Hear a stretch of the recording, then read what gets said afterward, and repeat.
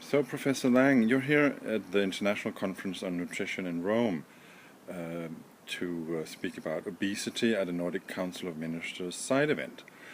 So, in your opinion, is there a Nordic way towards sustainable nutrition? Well, one of the things that the world is very grateful to the Nordics for is not only your small countries who've got together.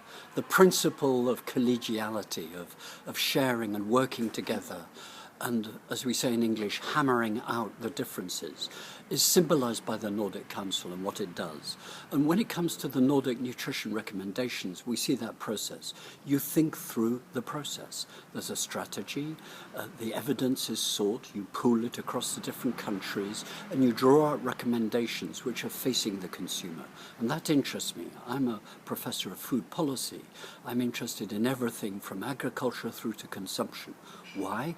Because that's what shapes what we eat, how we eat, and the impact it has, both on public health, on the environment, on culture, on the economy. So the sort of thinking that the Nordic Council does in the making of its nutrition recommendations and this new toolbox showing how that is done and its lessons is very important.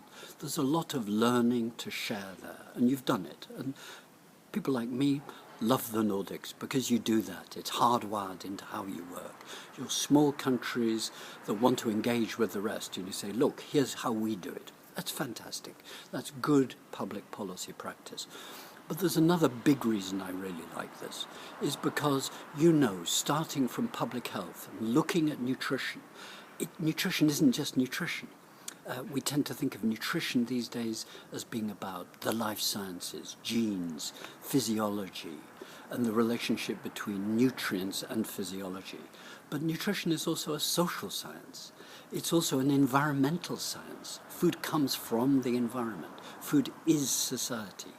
And in the Nordic recommendations, that narrative of health, environment, society, culture is very subtly woven in, and that's fantastic, really fantastic, because that's the challenge the world faces, how to make better nutrition within society, being good to the environment, but making sense economically.